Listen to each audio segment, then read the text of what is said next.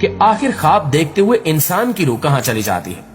اس کا جواب دیتے ہوئے آپ کو بتاتے چلیں کہ ایک مرتبہ حضرت علی علیہ السلام نماز جمعہ کی تیاری فرما رہے تھے۔ خطبہ شروع ہوا تو آپ علیہ السلام روح کے بارے میں عام ارشادات فرمانے لگے۔ یہ بات شروع ہی ہوئی تھی کہ ایک شخص حضرت علی سے کہنے لگا کہ یا علی، یہ انسان کی روح ہوتی ہے، جب انسان سو جاتا ہے تو کیا یہ جسم سے جدا ہوتی ہے؟ تو حضرت علی نے اس بات کے جواب میں فرمایا کہ تمہارے جسم اور ہر انسان کے جسم میں جو روح اللہ تعالیٰ نے ڈالی ہے یہ 3 حصوں میں تقسیم ہے۔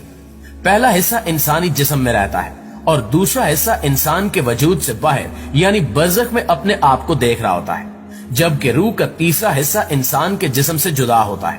وہ تب جدا ہوتا ہے جب انسان سو جاتا ہے۔ لہٰذا اگر وہ انسان نیکوکار ہے اور اللہ تعالیٰ کی فرما برداری کرتا ہے تو جب روح جسم سے جدا ہوتی ہے تو وہ ایسے عالم میں جاتی ہے جہاں پر اللہ تعالیٰ نے جنات اور انسانی روحوں کے مابین ایک راستہ بنایا ہوتا ہے۔ یہ روح جب وہاں پہنچ جاتی ہے تو انسان کو خواب آنے لگتے ہیں۔ وہاں اس روح کو جو آگے دنیا میں پیش ہونے جا رہا ہوتا ہے وہ خواب میں آنا شروع ہو جاتا ہے۔ لیکن اگر انسان گنہگار ہے تو اس کی روح جسم میں قید ہو جاتی ہے اور خواب میں کچھ نظر نہیں آتا۔ آپ نے فرمایا کہ اگر انسان نیک ہے، اللہ تعالیٰ کا فرما بردار ہے، تو اللہ تعالیٰ اسے ایک علم عطا کرتا ہے جسے علم نائلہ کہا جاتا ہے۔